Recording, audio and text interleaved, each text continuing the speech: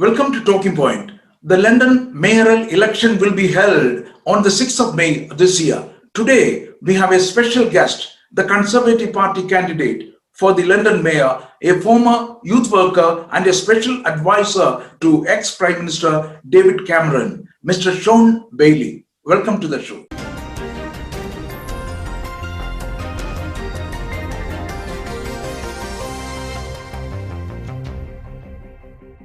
Welcome to Anand TV. Thank you for joining the program. Thank you for having me. I've been looking forward to it. I'm ready to go. Can you tell me a bit about your background and your experience of being born and brought up in London? Okay. My parents are from Jamaica, and my grandparents emigrated here and set up to raise their family. I was born in London. I was born to a single parent. My mother looked after myself and my brother. I worked for well over 20 years as a youth worker, helping to get young people away from crime, trying to improve the relationship between my community and the police service, and just making sure that we were moving into work. Whilst I was doing some of this, I also studied at university, my degrees in engineering, and I've worked for a different charity as well. I was a chair of the trustees for a 60+ day charity as well. And I helped elderly and vulnerable people in the community to make sure their health was well and that they were being represented properly. They were being advocated for. So I've done a lot in London because I've been here my whole life. My wife and my children are here as well. So, and I live in London. I currently live now in East London, just in Romford. Okay. What motivated you to consider becoming a candidate for the London mayor? Wow. I mean, that's a big question. The answer is London needs a fresh start. So I'm already elected member of the London Assembly, and I sit in front of the mayor, Sadiq Khan, and I hear him speak all the time. And he has no ideas for London, and London is moving in the wrong direction. So I said to myself, I've got to give London an opportunity, a different voice, a different chance. One of the things I didn't say about my background, I used to be special advisor to the Prime Minister of the country, to David Cameron, excuse me. So I have lots of experience of how you actually make progress in politics, how you put in policies that change people's lives. And I just saw Sadiq Khan wasn't doing that. And too many times he was making competition between communities instead of bringing us together. Because I really do believe if you want London to prosper, if you want to put out good things in the world, because London is a world city, we need to show everybody that we can all live together. It's very important. I mean, look, if you take India, the business opportunities between London and India are huge, but you can only make that happen if you're speaking, directly to the Indian community, asking them what they want, what they imagine we can do, and then how can we execute on that. All of these things I wanted to do, and I just saw that Sadiq Khan wasn't doing them. Okay. Then how can we make London a better place to live after the pandemic than it was before? Thousands of Londoners have lost their job. What is your vision to create more jobs if you win? So you're right. This is the big thing. The other thing about running for Mayor of London for me is what type of city do we want our children to inherit? I have 2 young children, 11 and 13, and I want them to grow up in a London, a prosperous London, a safe London, a fair London. So that's my vision for London. Just 2 days ago now, I released my 10-point plan to get London's economy back up and running, to open up London, to make it safe. And it's based on this: generating 900,000 jobs. I'll start an infrastructure bank with over £10 billion in it just to focus on infrastructure in London. I'll provide 8,000 extra police officers to make sure that London is a safe place for all of our families. And of course, I'll find ways to support TfL. Transport for London is very important for us. We need to be able to move around, and I'll do all of those things here in London. And again, the reasons I'm running for Mayor of London, because Sadiq Khan is just not doing these things. He's wasted 5 years now, 5 whole years, when he could have started an infrastructure bank like I'm going to do. He could have found money to give to the police to make us safe. And these are the things I'll be doing day one to make London work. That is an interesting point of view. As everyone knows, the crime rate is soaring every day in London. How are you going to tackle this situation? Look, that is the question, isn't it? So let me say 3 things about that. Firstly, number one, 8,000 extra police officers on the streets of London. Crime in London has grown under Sadiq Khan because he hasn't given it enough resources so the police can follow up. If you're a criminal and nobody chases you, you keep going, I will chase you. I will chase you and catch you. That's number one. Number two, we have a lot of young people who go in and out of prison all the time. I'm going to give them some of the adult education budget to give them the jobs to give them the skills and the training they need to get jobs in a new economy in London. So they have something they can sell in the workplace, in the labour market, and get jobs and become good citizens.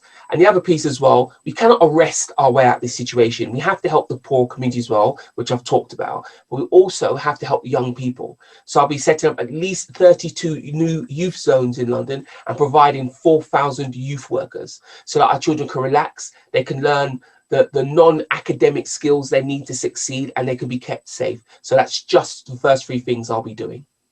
No, people want to feel safe when they go out. That's all they are looking for. Yes. Anyway, the shortage of council housing is always in the headlines. What is your agenda to build more council houses? Again, you're spot on. What we need to do is turn this around. So the government gave Sadiq Khan £4.82 billion, and he didn't even spend it all. He has £2 billion sitting there. So I will add that £2 billion to the new £4 billion the government have given us. That's £6 billion. And let me be clear, 100,000 homes for £100,000. I'll be doing shared ownership to start, and a person can start with a percentage and they can buy more and more and more as their finances change, as their situation changes. And if they don't want to buy it, they can sell it on. I'll be helping getting young people onto the housing ladder. And of course, in the context of London, young people means anybody under the age of 40, really, first time buyers. But that's the first piece. The second piece is to continue to build homes for social rent as well. Sadiq Khan has only built homes for social rent and hasn't even built enough of those. I want to let people own. If you come from an immigrant community like you or I, our parents want us to own. They came here for us to have a better life. They don't want us to live, only in council housing or only have the small job. They want us, their grandchildren, their children to be doctors, lawyers, own their own home. And I have that ambition for your community, my community, all communities. That's why I'm building homes to own. But I also understand that people like me, when I was first young, need council housing, need public housing, and I'll be providing that as well. Okay, that will be a very good incentive for the youngsters as well now to get into the ladder. Yes, that's right. That's the whole point, to get people onto the housing ladder. Yeah, from your previous speeches, I have noticed that you keep on saying that Sadiq Khan bankrupted our TFL, but he declined the allegation and said that he had reduced TFL's deficit by more than £1 billion before the pandemic. Is it true? No. So let me go deep for you. Sadiq Khan wasted £9.56 billion. How? When he became mayor, he cancelled 22 of 26 major infrastructure projects. That's how he saved some money. But in the background, he rose TFL's borrowing to a record high. TFL have debts of £13 billion. £13 billion. So he's been hiding that in the background, and the whole time we're paying all of this money and getting nothing for it. So he's cancelled the work and raised the borrowing. That's why I say he's bankrupted TFL. And remember this, Crossrail, the government had to bail him out. £5 billion they gave him because he didn't deliver. When Boris Johnson left City Hall, it was on time and on budget. Somehow Sadiq Khan messed it up and the government had to give £5 billion. To say he bankrupted TFL doesn't even get close. And of course, the government have now bailed him out again because of Corona. But to be clear, that's the right thing to do. And the government have said they'll cover the cost of Corona, but they won't cover the cost of Sadiq Khan. Okay. Recently, Mr. Sadiq Khan has increased the congestion charges to £15 and has extended it to 7-day charging period and the ultra low emission charges to outer London. Motorists are furious and believe that it is very unfair. If you win, are you going to revoke this decision? 100%. Let me be clear. Months and months and months ago, I wrote a petition saying to Sadiq Khan, you cannot increase the congestion charge, and he did. And he said the government forced him to do it. Again, not true. And why is it important that people realize it's not true, because he's taking us for fools. He's taking advantage of us. What the government said was, you need to come with proposals to save money in London and raise money in London. The first they heard about it is when he put it in the newspaper that he's raising the charge. The reason I will turn it back, because I think it's killing business in London. It's absolutely killing business in London. People can't make deliveries. People can't pop to the shop. And it's doing the reverse. It's killing business. And it doesn't need to be 7 days a week. This is terrible. It doesn't need to be 7 days a week. On Sunday and Saturday, that's very out of order. So I'll be changing it back. And that's for the ultra low emission zone. I will not be extending it. And here's why. If you want to clean up the air in London, you shouldn't attack people's wallet.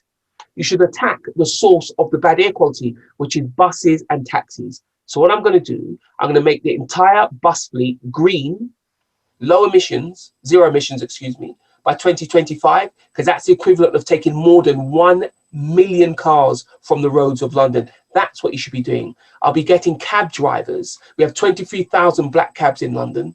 I'll be getting those cab drivers an interest-free loan to help them take up the ownership of the new cleaner cab more quickly. This is the way to make better air in London, not to charge people for Sadiq Khan's failures. No, if you revoke it, the people of London will appreciate it. Yes, and it will be revoked on day one. The traffic in London roads is becoming severe. At the same time, instead of widening the roads, more space is taken for cycle lanes. What's your view on this?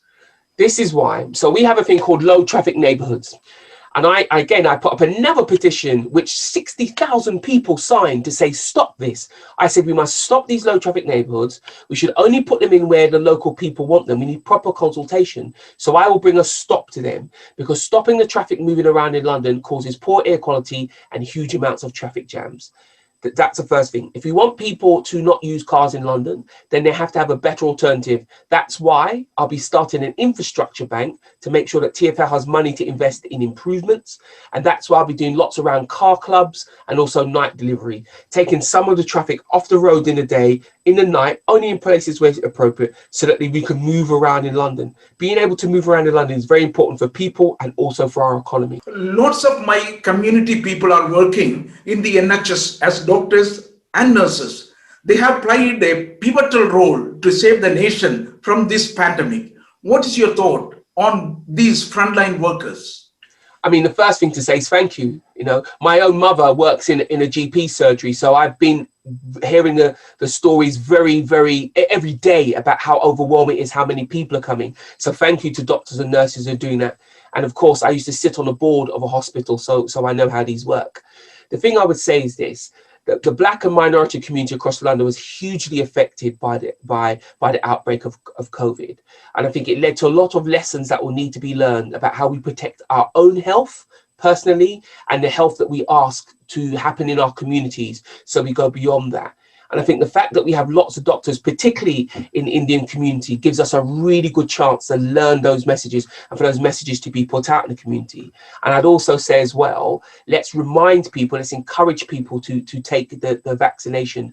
Because if we don't take the vaccination, it'll be our communities that will be wiped out in any additional breakout, excuse me. So it's very important that we take that vaccine. But I will say a big thank you to all the doctors and nurses out there. My mother tells me every day how hard her own doctor's working, again, because she works in GP surgery. So I know what's going on.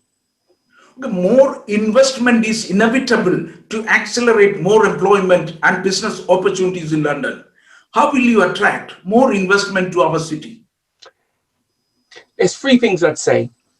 Number one, I will have a deputy mayor for international business, and myself and the deputy mayor will be going around the world, drumming up business for London, attracting people to come here. It's why I said that the Indian community in particular can be very useful here. India's economy is growing. It's an enormous economy, and we have so many good Indian businessmen right here in London. So let's use that connection. Let's match London's money and all the financing skills we have with business opportunity, not only in India, but in Europe and in the rest of the world. Let's get it done. That's the first piece. The second piece is as well, with my infrastructure bank, £10.6 billion and my 100,000 homes for £100,000, an additional £6 billion, I expect to generate somewhere in the region of 74,000 jobs. And then on top of that, all my other economic activity will bring us up to about 94,000 new jobs. You know, and that is the way that we'll get London up.